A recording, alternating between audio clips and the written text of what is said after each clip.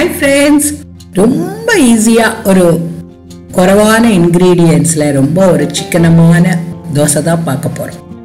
அதுக்கேத்த மாதிரி ஒரு சிம்பிள் சட்னியும் நம்ம பார்க்கலாம்.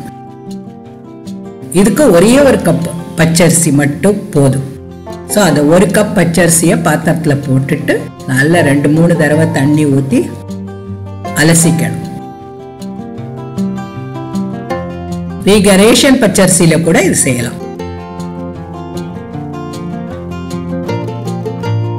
இதுல ஃப்ரெஷ் தண்ணி ஊற்றி ஒரு 2 hours ஊறினா கூட போதும். பச்சரிசி ஆனதுனால சீக்கிரம் ஊறிடும். அது நல்லா ஊறினதோ அதை வடிகட்டிட்டு மிக்சியில போட்டு ஒரு ஃபைன் பேஸ்ட் அரைச்சு எடுத்துக்கலாம். இது நல்லா ஸ்மூத்தா இருக்கணும் அந்த பேஸ்ட்.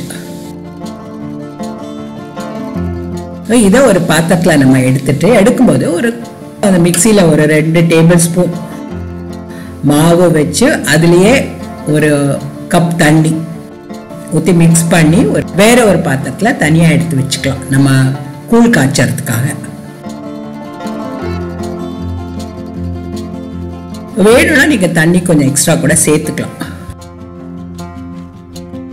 அந்த அலசின தண்ணி பிளஸ் கொஞ்சம் மாவு எல்லாம் சேர்த்து லோ ஃப்ளேம்ல ஒரு கூழ் காய்ச்சி வச்சுக்கணும். அடுப்புல வச்சு இப்படியே கிண்டும் போது நல்லா இந்த மாதிரி கூழ் வரும். இதை நம்ம ஆற வச்சுட்டு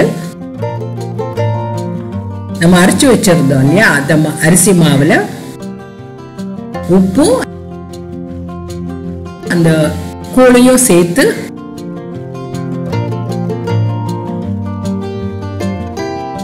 நல்லா மிக்ஸ் பண்ணி வச்சுக்கணும். மிக்ஸ் பண்ணி ஒரு 10 to 12 hours ஆவது நல்லா புளிக்கணும். அது நம்ம இதுல சோடா ஈனோ ஈஸ்ட் ஒன்னும் சேர்க்க போறது இல்லை. அது நல்லா புளிக்க அளவுக்கு நல்லா வச்சா போதும்.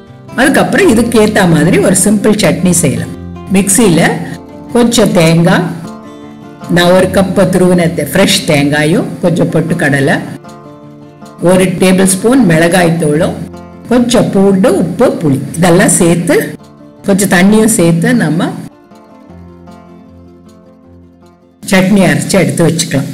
நீங்க இது வேணும்னா தாளிச்சுக்கலாம், இல்ல அப்படியே கூட சர்வ் பண்ணிக்கலாம்.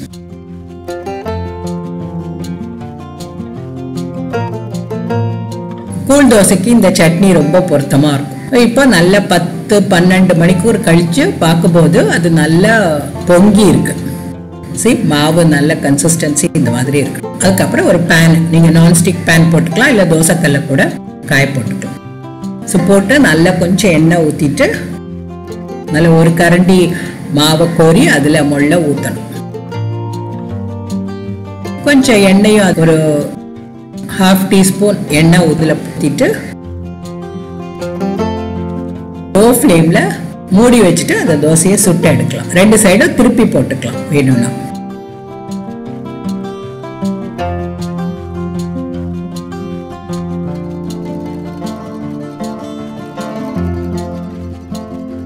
இதே மாதிரி நீங்க எல்லா தோசையும் செஞ்சு எடுத்து வச்சுட்டு அந்த சட்னி கூட பரிமாறலாம்.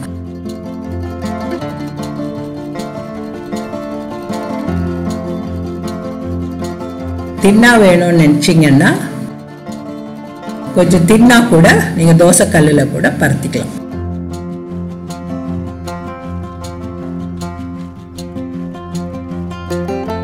நல்ல இந்த மாதிரி ஹோலா வர்றது நீங்க சோடாவோ ஈனோவோ ஈஸ்ட் ஒன்னும் போடாமையே வரும். ஏன்னா நல்லா புளிச்சிருக்கு மாவு. அந்த கூழோட சேர்த்ததுனால கொஞ்சம் சாஃப்டாவும் இருக்கும் அண்ட் ரொம்ப டேஸ்டியா இருக்கும் இந்த தோசை. ரொம்ப ஒரு சிக்கனமான இந்த தோசையை டெஃபினட்டா நீங்க செஞ்சு பார்க்கணும். இதுக்கு உளுந்து தேவையில்லை. கொஞ்சம் குண்டா சுடும் போது நல்லா கொஞ்சம் பஞ்சு போல சாஃப்டா இருக்கும்.